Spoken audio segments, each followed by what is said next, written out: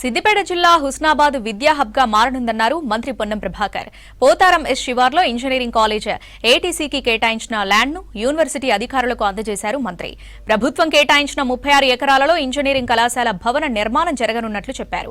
College భవన నిర్మాణానికి నిధుల కేటాయింపు జరిగిందన్నారు. టెండర్లు పూర్తి కాగానే భవన నిర్మాణం పనులు ప్రారంభమవుతాయన్నారు Ponnam Prabhakar. Engineering college sanction అయి భవన నిర్మాణానికి నిధులు కేటాయించి టెండర్ అయి భవన నిర్మాణం జరిగే సందర్భంలో ఈ స్థలాన్ని క్యాబినెట్ కూడా అప్రూవ్ చేసి స్థలం ఈరోజు యూనివర్సిటీ అధికారులకు అందజేయడం జరిగింది.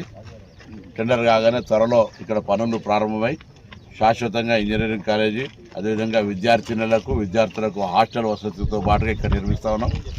వచ్చే విద్యా సంవత్సరంలో ప్రభుత్వ ఇంజనీరింగ్ కాలేజ్ మంచి గ్రామీణ వాతావరణంలో ఇక్కడ అందరు విద్యార్థులు ఆప్షన్ తీసుకొని ఇక్కడ జాయిన్ కావాలని కోరుతాను. ఎటువంటి సమస్యలు లేకుండా అటు ప్రభుత్వం తరఫున ఇక్కడ స్థానిక ప్రజాప్రతినిధిగా స్థానికులందరం కలిసి విద్యార్థులకు అండగా ఉండి ఎటువంటి అసౌకర్యం లేకుండా చూస్తామనే మాట మనవి చేస్తూ ఈ శాతవాహన ఇంజనీరింగ్ కాలేజ్ హుస్నాబాద్లో మరి పిల్లలంతా వచ్చి తమ ఉన్నత విద్యను గ్రామీణ ప్రాంతంలో ఉన్నటువంటి పరిస్థితుల్లో అందరూ కూడా వచ్చి ఈ కాలేజీ